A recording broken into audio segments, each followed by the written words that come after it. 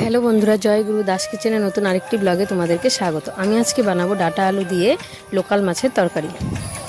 আজকে দেখো বাবা বাজারে গিয়ে টাটকা লোকাল মাছ নিয়ে এসছে।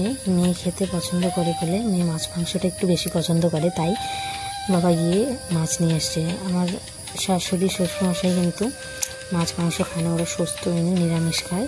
তো মেয়ে পছন্দ করে বলে বাবা মাঝে মধ্যেই গিয়ে মাছ মাংস নিয়ে আসে। তো এই মাছগুলো আমি কেটে নেব।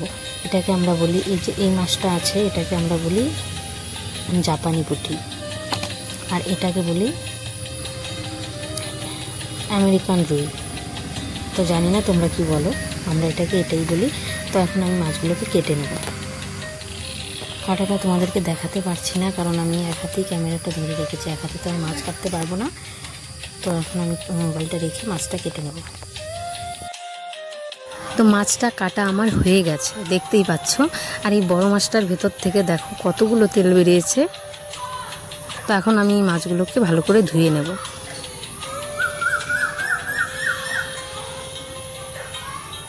তো ধুয়ে নিচ্ছি। মাছগুলোকে ভালো করে ধুতে হবে।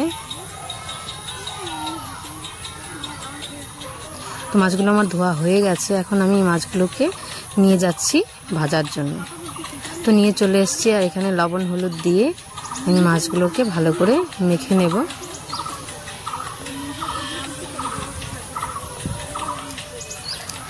দেখো মাখতে গিয়ে আমার গামলাটা পড়েই যাচ্ছিল। তো মাখানোটা হয়ে গেছে। এদিকে আমি কড়াইটা বসিয়ে দিয়েছি, কড়াই গরম হয়ে গেছে। এখন কড়াইয়ে তেল দিয়ে দিচ্ছি। তেলটা গরম হয়ে গেলে আমি মাছগুলো দিয়ে দেব। তো তেলটা গরম হয়ে গেছে, মাছগুলোও দিয়ে দিচ্ছি। মাছগুলো দিয়ে ভালো করে ভেজে নেব মাছগুলোকে।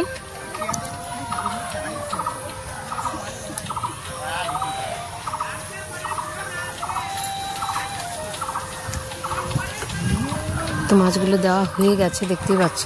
এখন এগুলোকে ভালো করে ভেজে নেব। তো এইদিকে ভাজা হতে হতে আমি ডাটা আলুগুলো কেটে নেব। ওইদিকে এই ডাটাগুলো আমার শাশুড়ি মা বিকেলবেলা ক্ষেত থেকে উঠিয়ে রেখেছিল। তো ওগুলো কেটে নিলাম, আলুগুলোও কেটে নিয়েছি।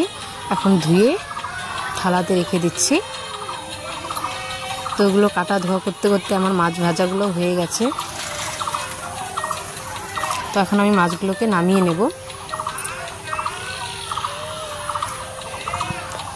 তো মাছগুলো নামিয়ে নিচ্ছি।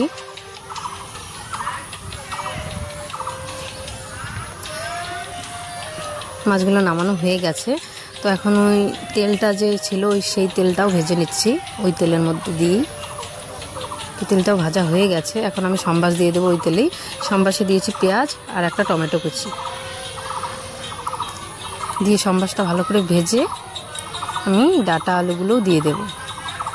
তো সম্বাসটা ভাজা আমার হয়ে গেছে। এখন ডাটা আলুগুলো দিয়ে দিচ্ছি। ডাটা আলুগুলো দিয়ে পরিমাণ মতো নুন হলুদ দিয়ে ভালো করে মিশিয়ে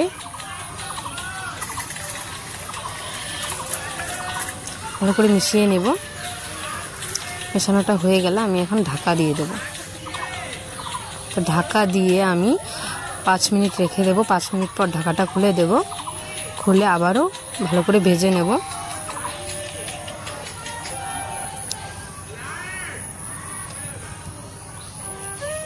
তো ভাজাটা আমার হয়েই গেছে প্রায়, দেখতেই পাচ্ছ।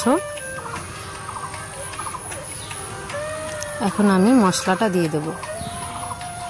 তো মশলাতে এখানে আছে লঙ্কা, পেঁয়াজ আর একটু জিরে দিয়ে আমি মশলাটা দিয়ে ভালো করে কষিয়ে নেব।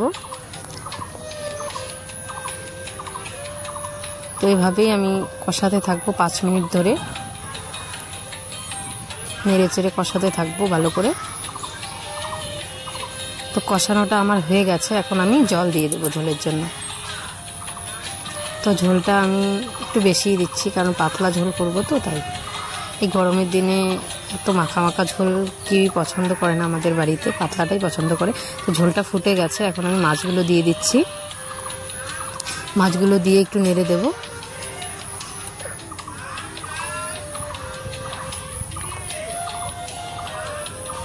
তো নেড়ে দিয়ে এইভাবেই ফুটিয়ে নেব আরও 5 মিনিট ধরে। তো তরকারিটা আমার হয়ে গেছে। দেখতেই পাচ্ছ হয়ে গেছে। এখন আমি জালটা নিভিয়ে নামিয়ে নেব। তো জালটা নিভিয়ে দেব, এখন নিভিয়ে দিয়েছি। তো তরকারিটা আমি নামিয়ে নিয়েছি। কেমন হয়েছে বলো, ভালো লাগলে চ্যানেলটাকে সাবস্ক্রাইব করে দিও।